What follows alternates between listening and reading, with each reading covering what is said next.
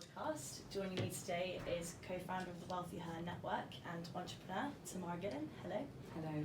Hello. And Baroness Burt, former MP and now member of the House of Lords. Hi. Hi, thanks very much for joining me. Really excited to have you on. Today we'll be talking about levelling the playing field and how we can ensure women thrive in business. So let's kick off with Tam. As a successful entrepreneur, you founded two businesses that have been award-winning, and recently you set up the Wealthy Her Network, which is driving change to make the finance industry better for women. So with this wealth of experience, what would you say needs to be done to level the playing field? I think it's twofold. On the first is very much centred around the environment for women in which they are operating or playing. I think that it's, whether you look across the board at research, whether that's women in careers or entrepreneurs, women are playing a disproportionate role in childcare. So I think it's really important that environments with which women are operating in actually offer equal parenting opportunities to both parents, so that women have, both parents get to play a role in their children's lives, and therefore women have a chance to also have that flexible benefit, and their partners play a role in that. I think it's also, as we embrace, marketing is dominated by young people and the world is changing, and I think the flexibility is really important for all people, and that lets people have the lives that they need, whether that's I'm a parent or just I want to have a diverse and interesting life and be passionate about what I do. But I think it's really important that we have an outcome-driven culture that lets people be flexible rather than having presenteeism, which is rife in many companies and businesses.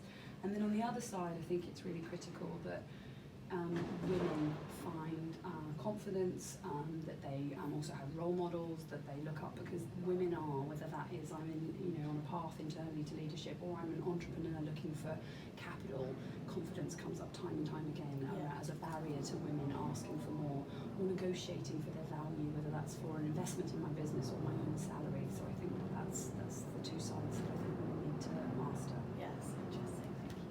Baroness Burt, you have quite a unique perspective, having been a complete champion for women inside and outside of Parliament. So yeah, and I was an entrepreneur too, and so I know exactly what it's like to have to, run your business, think about it all day, dream about it all night, but still have to work out what the kids are going to have for tea. And that's something that we very often don't get credited with. And it's so funny you should mention the equal parenting, because I've got a question on it in Parliament tomorrow, just looking at what the government should be doing, because it isn't an equal playing field, and it's not an equal playing field for men. Men want to play more of a part in their children's upbringing as well. The angle that I am coming from right now is to do with inclusion, inclusiveness. And Tam, you spoke about confidence, and confidence was the number one prohibitor of women taking that step. But number two was, particularly with trying to get funding, inclusive language. You can cut women out by using technical language, and in fact when I started to research for the Burt report, which is inclusive support for women in enterprise, and what we as a government should be doing, I looked at the government's website, and I thought it was rather more like an army recruiting type website than actually trying to encourage a whole diverse country of different kinds of entrepreneurs. So the more companies appreciate the value of procuring, of working with diverse types of enterprise, the more successful they will be. And the higher up the food chain decisions are made by people who don't all look the same, the more successful a company will be. Yeah, absolutely. And I know that's something the Wealthy Her Network's trying to champion, diversity and inclusion. And last week the government published a strategy to improve gender equality at every stage of life. As part of it, they've recommended a new code for investment. So looking at exposing the gender gap in investment and picking up on that point about entrepreneurs. what role do you think investors should play and the government should play in increasing kind of diversity of investment for female entrepreneurs? I mean, I think it's a very, very good point and an interesting measure that has been successfully used with the gender pay gap and publishing those figures. And in fact, there is absolute funding gaps for women and diversity, more diverse leaders, founders. So in fact, that publishing of the actual investment that's going to women, I think, is a really positive change. Yeah. I think that's hugely important.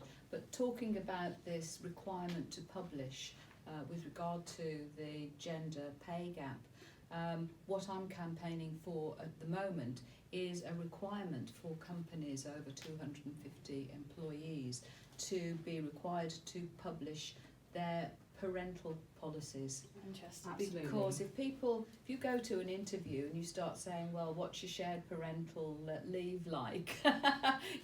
You're inviting people to take a particular kind of view. Whereas if it's on their website, if you can actually see what it is, then that question doesn't need to come up. So I think it's a really good point. We had at my company Cherry, we had a Bring Your Mother to Lunch series, which was a lunch and learn. And one of my wonderful team brought her mother, who was an amazing advisor on diversity and inclusion. And she said to us about 2 years ago, she said, unless you have equal parental opportunities for both parents or all parents, then you cannot have the positive impact that you want. And actually, as a tiny company, being Cherry, we said actually we're going to create equal opportunities for parental opportunity for men and women, and that's really important to us. And I think it's a myth that it has an impact. Yes, it's always hard to balance, but if the team comes together and said we will support the lives that people want together, which is what we said to our teams, this person's going on a paternity leave, can you support? Everybody bands together to enable the things that people want to do in their lives. And in fact, it has created more prosperity. So even though it has a hard cost, it creates more prosperity, positivity, and actually, a better longevity of people staying in companies. So the commercial benefits are clear as well from my perspective. Absolutely. Yeah. Talking about challenges that affect women. In the Wealthy Her report that you published, you recognised the lack of confidence as one of the key obstacles to enabling women to thrive in business. Do you think that is the biggest obstacle, or and if so, how can women overcome it? I think I was amazed to see that it is a big obstacle for women, particularly where commerciality, money, investment, women are less confident in those realms, and the Wealthy Her report clearly showed that. There is some, the Rose Review also showed that with regards to entrepreneurs asking, early stage entrepreneurs asking for investment. And I just saw an amazing piece of research that was, very deeply looking at women more broadly and those younger generations that are coming through. And they are also showing, below previous numbers, below average confidence for younger women. So I think that those things are barriers. I think it's also women are very disengaged or fearful and mistrustful of finance, whether that's seeking investment, whether that's asking for a pay rise, whether that's valuing your company. So I think that is a big barrier that and we assess how much money we need as well. Absolutely. And it's we say, what would we do to get by? Not to invite some kind of an exponential growth. So I do wish that we could find a vehicle through government to look at small sums, encourage women to come forward, not to have to borrow £10 million, but maybe £10,000. And that small amount of money, I mean, you can see it all the way around the world, just small investments in women-owned businesses reap disproportionately high rewards. Absolutely. When we found in the Wealthy Her report, much more men than women. Women care about what is the point of any money that I make. That is about investment, but more so, about independence, but more so it's about what it can enable for my family, those I care about, education for the future generations, and legacy. So just proving your point that if we can give money to women, women are looking at a broader impact for the people around them. And also I think it's a smart bet, because what we've seen in our research is women tend to double down. They do it and then they do it some more to prove that they have, you know, done it to the nth degree and that it was worth it. So I think that, and as you alluded to, I think that the numbers are there if you look at diverse businesses, whether that's gender or just diverse, you know, sets of people in their leadership, they outperform other types of businesses. So again, yes, no, they absolutely do. That makes sense. And I mean, to me, procurement is a huge key. And when I was first elected, I was very interested in the fact that in America, there are a greater proportion of women-owned businesses than there are in the UK. So I went over to America to find out why, and came across this organisation called the Women's Business Enterprise Council, and they'd got through statute a requirement for companies to procure certain percentage of their goods and services from diverse enterprises, particularly via women-owned enterprises, and that's just been absolutely huge. And so with one or two colleagues we shamelessly capitalised on the work that they'd done, and we set up an organisation in the UK initially called We Connect, which takes companies who understand the value of procuring from a diverse base in terms of the absolute bottom line, speed to market, being able to provide services and goods for people, you know, from people who look like the people that you're actually seeking to provide them to. And that's been hugely, WeConnect's been hugely successful now, and we're in quite a few different countries of the world. You know, I can't keep track of where they've all gone to now. So it's just brilliant. You know, it really is, and it's such a win-win for everybody. But diversity and inclusion, as you say, Tam, you know, in the workplace, and also, you know, in this procurement. And one of the things I was trying to get government to agree to when I was the government's ambassador for women in enterprise was to get them to agree to for government procurement to procure. We managed to secure an aspiration of 25% procurement from small businesses. I mean, just a small amount, you know, less than 25% would still make a hell of a difference, because it makes people think about who they're actually procuring from, what benefits these different types of business are bringing. Another thing that I would love to do would be to look at, as they have in America, procurement from companies who are started up by veterans, disabled people, you know, all those protected groups who struggle because they've just got so many maybe intersectional problems as well, you know, different combination of problems to overcome before they sit on the same playing field as men or as people who are born with advantage, and people from disadvantaged backgrounds as well. Hugely important that we tap into the phenomenal talent that's on our doorsteps, because it's there just waiting to be used. We just don't open our eyes at and look at what it is that is there and available to us. Absolutely. I think it's so interesting to take it through to procurement and actually procure large organisations that have a lot of procurement power and therefore can have impact. If you look at the 25% figures, to then invest or procure from rather those diverse-led businesses, it can have such a dramatic impact. And if you look at the organisations that we're talking about, they are diverse and champion diversity within their own, you know, organisation. So it makes sense that then we look at that from a procurement point of view. Sure, but I mean, as a government, I think, as well as a business imperative, there's a moral imperative as well, that we do procure from people who look like the people that we're trying to give services to.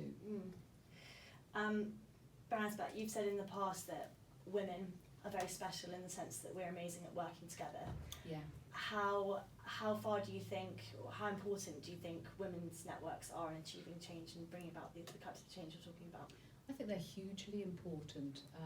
I belong to quite a few different women's networks, and what I love is the mutual support that we give to each other. Because picking up on what you were saying earlier about lack of confidence, and it works in different walks of life. For example, someone had to give me a very stiff talking to before I could in any way imagine that I could be good enough to stand as a member of Parliament. You know, I mean, but people now they laugh, but that fundamental, you know, the no talent police are going to come and tap you on the shoulder and say, right, that's it, Laura Lee, the game's up. We're taking you back to Dudley. It's the imposter syndrome there, women. It is. Much more prone to Yeah, that, no, it really is. And so you really, really need people to tell you you are good enough, you can do this, and to support you. Just like what you were saying right at the very beginning, you know, about having a mentor, but having that affinity group where, you know, you can say to people, you know, when things are going bad, oh yeah, oh that happened to me, you know, and I got out of it this way, you know, and to get women to realise that it's not their fault if things don't go exactly in the way that they have quite meticulously planned, and that you've got to keep adjusting your business ideas, your career, in order to make the most of the opportunities that are open to you. Yeah. And Tam, I know this has been a lifelong career for you of supporting women and making women's networks, and what's your experience been? Wholeheartedly agree that I think the power of women, natural born collaborators, I think as you say, I think that peer-to-peer, I need advice, I just want to run this by, I just want to understand what you're doing is so valuable to women, and that informal conversation and support.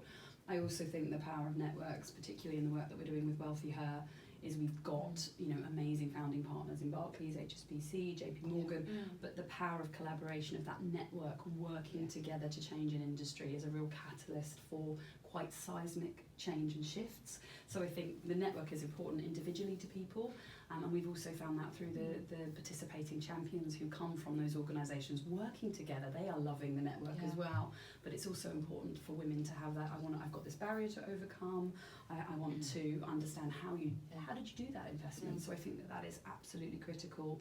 We also found that in the research that when women are disengaged with finance, we are not talking about investments, pensions. We're highly involved in mortgages, but at that point we start to drop off in our interest.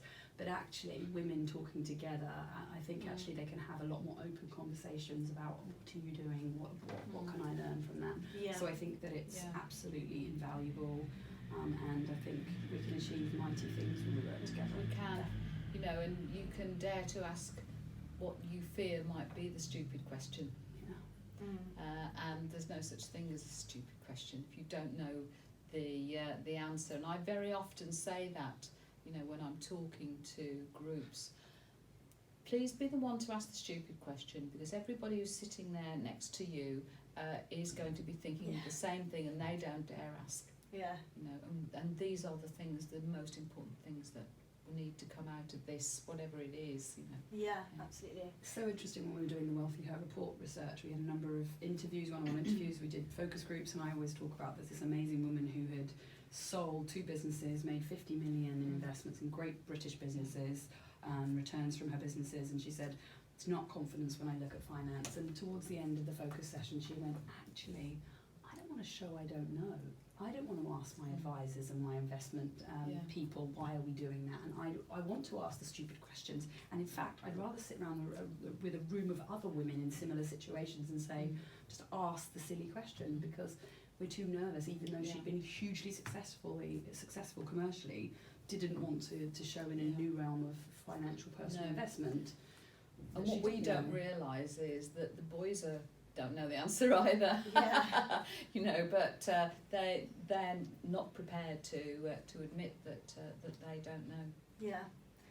Talking about networks, commenting on the anniversary of the first female Prime Minister, you said you would feel, Baroness, that you would feel more inclined to celebrate this milestone if she had encouraged other women to come forward to use some of the talented women that she had at her disposal. What do you think? Do you think women in senior roles are doing enough to help those lower down the ladder? No, I think it's a whole culture that we really need to change in British business. Some companies do it well, but the whole idea of creating, you know, a welcoming, inclusive, warm atmosphere when you come to work at a company, the fact that, you know, you feel you can bring your whole self to work, that you're not expected to just be that role, because you have so many different roles, and companies who understand, who appreciate, who welcome that approach do so well, because they get it, and that translates, as you were saying, Tam, earlier, into, you know, greater loyalty. You get less absenteeism, because people feel like, tell you the real reason why you know, they're not able to come to work, or they've got special responsibilities, and you can make adjustments to enable them to be their whole self. And I think that it's absolutely huge, and it's a step that we need to take. But there are a lot of companies, you know, who now really get that, and they're taking that step. I've done a little bit of work with HS2, and they, as part of their procurement, you see there's that word again, you know, require companies to disclose what their different policies are on diversity and inclusion, and what they're doing, you know, to improve that whole area, because the bottom line benefits of doing that are absolutely huge. They really are. Yeah. How about you, Tam? What's your experience been with mentors or being a mentor to women? I think it's really important, and I think, you know, going back to the root of the question, I think women need to help other women come up, and I think that so that they can be mentors and role models. I do think you find women who are not as supportive broadly, and that, but I think the environments in which women are working are changing. I think it is, I think any kind of mentor for a female leader, someone coming up through business, or an entrepreneur is really critical. I've been really lucky to have both male and female entrepreneurs who have mentored me throughout my crazy journey at times, where I really needed to scream, cry, ask for advice on things I just couldn't overcome by myself. And I think I am so grateful for those people who've helped me, that in return I'm all over, you know, if anyone ever emails me and says, could you mentor particularly young female entrepreneurs, I'm like, yes, let me help, because I just think, you know, I know the hurdles to overcome on that path. But equally, also trying to find mentors for you know, women in careers as well. And Wealthy Her, I have to say, we've had, in Cherry we believe in mentoring, coaching, and I think you and I especially think that as an entrepreneur you have to change and adapt as your business grows. If you don't have coaching and outside support, it's very hard to change and adapt and grow. So we've always invested a lot in coaching for ourselves and our leadership and our people. And in fact, what I've been amazed with Wealthy Her is actually some of those coaches have written to me and said, we would love to mentor women within the network. We just love what you're doing for women. Amazing. Which again goes back to the point of women helping other women, but also the power of collaboration and really getting behind something together. And government have tried, you know, there have been various initiatives, not, I don't think, specifically related to women, you know, but for people who want to start to grow their companies exponentially, you know, ready to take off, they've got that trajectory. That kind of mentoring and assistance can be available. But it needs to be done, in my view, on a much bigger scale. And, you know, it's something that I think the government could really push, you know, looking at maybe making a requirement for their suppliers to see how they treat their staff. We've talked already about parental policies. There's so much more. Things like, you know, the recruitment methods that companies use. they're ignoring the talent on their doorstep. And we've got very close on to full employment. We've got more women in employment than ever before. So we're just going to have to sell it a bit better and treat people properly when they actually get into your company. And give them, and entice them in, and don't just be blinkered about what it is you're looking for. Because that's what led to all these all-men boards that we've got, that we had. Fortunately, according, Vince Cable worked very hard to try and remedy that, and using various threats, which has had a transformational effect. But it's got to be right the way up and right the way down an organisation in order for them to benefit.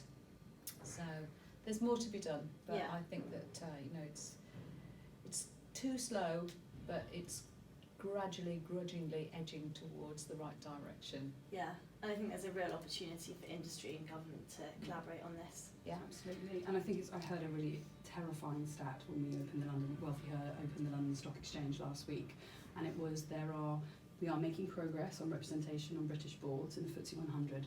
However, there are still more CEOs named Dave in the FTSE 100 than there are women on boards, which is when you say change, more change is needed. And I also agree that we absolutely need to get behind those mid-stage businesses. We just also announced an accelerator. We'd love to collaborate, and I think the way forward is private and government working together, and actually leveraging the power of collaboration to do that through a number of organisations. Because one of the things that we think, which we're hoping to do with Wealthy Her and we're bringing people together, is there are a number of initiatives, but we become more powerful if we put them together towards the same aims. Because you can have more impact and step change impact. Because isn't it a shocking statistic that less than 1% of money, venture capitalist money, goes to women-owned enterprises? I mean, shame on them. That's all I can say. And they are the ones who are missing out, because we are creating wealth, and we are creating more sustainable wealth as well, which is always a really, really good thing to do. And this focus on the short term, on the stock exchange particularly, a share can change hands 10 times a second because of the algorithms and computer programs that we're using. Well, that doesn't create any kind of loyalty in investing in any kind of organisation, does it? So, we've got to start thinking about this. I've got my own cunning plan of What's that? What we're gonna when I'm in charge. A transaction tax. Okay. Very, very tiny amount of money each time, but it would stop that moving around of shares at an exponential rate. It's not healthy. It's not good for anybody. Except the people who are, creaming it in the stock exchange, and I can live without them. And their champagnes and all their posh cars and everything else. Quite honestly. It's really interesting, several points that you said, which I think is that, yes, the 1% is shocking from a VC point of view. We talked to the BVCA, which is the governing body, and they said that only 4% of pitches are coming from female-led businesses or enterprises. So I think that, going back to one of our earlier discussion points, networks are critical, because actually they're not finding each other. Also going back, I think that women have that perceived, that world of VCs is not for me. Ooh, and I know it's scary, and I know have been commercially successful, but actually I have once pitched to a group of male VCs, and it was terrifying. It was one of the more terrifying things in my career. And I'm forward-thinking, progressive, and very aware of commerciality in what I do, but it was a very daunting environment. So I think we need to change the way that they are meeting each other, and also boost women within that. I also think, to your latter point around I don't know if I can say that for my lovely partners, but actually transaction tax, but around the point of, women as investors, if you look at their profile, they're not risk averse, they're risk aware. But that's the kind of investment that you want, which is mindful, educated, informed, and for the longer term versus for a quick moment, which does not create the behaviours that we want, or reward the right behaviours to create long-term broader prosperity. So I say yes. Right then. Well, that's it. We'll sort it out between us. No problem. That actually brings me very nicely on to my next question, which is to both of you, but we'll start with Tam. If you could change one thing in business tomorrow to level the playing field and help women thrive in the industry or in business, what would it be? I would unleash the power of collaboration, so that's people within organisations truly working together to enable their whole selves to come to work, as you said, to be that multiple selves, whether that is actually a dad or a mum or someone who just wants to live a different life. And also business, government working together, businesses working together to drive change. So it is unleashing the power of collaboration. I can't think of a better one than that, quite honestly. I mean, it is about diversity and inclusion. To me, and that needs to work in corporates, in small companies, and I speak for small companies in Parliament, and by entrepreneurs. And I think entrepreneurs tend to be more inventive, more open to difference, to opportunities. They can move faster and smarter. But as far as big companies are concerned, they do need to have more of a role of an awareness of their corporate responsibility within the communities that they live and the communities that they serve. Great. Both of you are role models, both entrepreneurs, both change makers in the realm of supporting women in business. What would you say to listeners who want to succeed in their careers? What advice would you give to them if they're lacking confidence? I say recently, some time ago I did negotiation training, and I loved the key finding that the woman who ran it, a wonderful woman called Nicole Soames, and she said, go high, high. In your opening bid, go high, high. And women are terrible, whether that's for my job, my business, at actually negotiating against themselves. And that was another thing she taught me. Do not negotiate against yourselves before you sit across the person on the other side, because already you've done their job for them. So my kind of key piece of advice for women is go high, high, because in fact other people will be going high, high, and back yourself and hold your nerve and hold the line. Yeah, that's really useful. There was a lovely book that was written, it must be about 20 years ago now, called Feel the Fear and Do It Anyway. And I think that's what I would say. Find yourself an affinity group. Pour all your worst fears and worries in, and find out what other people have done about that, because you're so strong together. And I think that's probably our biggest strength as women, is our ability to support each other, and to care for each other. And I just think that if we can do a little bit more of that, and just think, don't think what's the worst thing that can happen. I'll lose my house and my kids, I mean, it's not like that at all. And I think that, if you can, just kind of like this is product placement here, but, like the Nike theme, just do it. And that was the first piece of advice that my dad ever gave to me when I set up in business. And never ever set up in business with two ex-boyfriends. It's a really, really stupid idea. Or an ex-husband, that was done as well. Oh, yeah, well, I've done that too. Oh dear. But that thing, and he was saying, well, are you going to go out and do this and this and this? I said, I haven't got my business cards yet, Dad. No, don't worry about your business cards. Just get out there. Just start talking to people, and it's amazing what you will learn. And it is amazing the goodwill that's out there. If you approach people and you say, I'm thinking of doing this, can I ask you, what would you want from a company like this, what I'm thinking about setting up? And before you know where you are, you've got your first customer. I would second that. I think that I set a goal that my dad advised me to do, which was when I turned 30, I was going to start my first business. halfway through 29, I was like, oh dear, I'm approaching that deadline, I've got to do it. And so I just did it, and actually I failed in the first 3 years, but actually I learned a lot. They were invaluable lessons, interestingly, about finance. But I have seen so many people have a potential project on the go, whether it's a business, a book, a life change. So I always think just throw yourself in. Learn along the way. Learn along the way. Learn while Ask you're doing lots it. of questions. Be resilient. Be flexible. And use your network to learn some of their lessons and just do it, as you say. Yeah, absolutely. Great. What's something that you're particularly good or bad at that smashes and goes against gender stereotypes?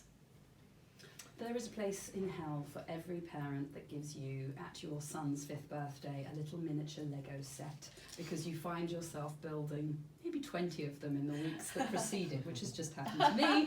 And secretly, if I bother to read the instructions, I actually could do it. And I was actually quite pleased with myself, but I made my son promise not again until next year. I'm absolutely useless at any kind of craft thing. You know, I can read a balance sheet, but ask me to knit a dishcloth, and I'm definitely not there. Very good. And we've been talking a lot about empowering women to succeed in business, help them grow their wealth, which is what the Wealthy Hair Network's all about. But none of us are perfect, and we all have our guilty pleasures. So I wanted to ask, what is the one thing that you spend too much money on? I gave this some thought, and my first reaction was, I don't spend too much money on anything. If I really want it, I'm going to have it. Great. That's it. Yeah, very empowering. Yeah. It's true as well, you know. That is a very good answer. Yeah. I think it's important, and as women we don't celebrate success enough, and I certainly would say that of myself, and have to remind myself to celebrate the moments and the markers. Yes. I do in those moments or markers buy myself either a piece of jewellery or a pair of shoes to mark something really big, and something that's just about me, and that's success, because otherwise it's normally once a year trying, but otherwise I wouldn't do it. And I think it's so important to celebrate what you've done and feel good, rather than just think, right, what's next? What other job do I have to do in my faceted life? For me, mine's pretty mundane, but all my money seems to go in the Sainsbury's up the road from me, so I just go there on the way back from work. So that's where it all goes. Too much money in Sainsbury's. Food. Yeah. Great. Thank you so much, both of you. I learned so much from that. That was fascinating, and I feel 10 feet tall now. I feel like I've learned so much. I'm sure all our listeners will be loved it just as much as I did. Extremely Thank you so much. Thank you. Thanks.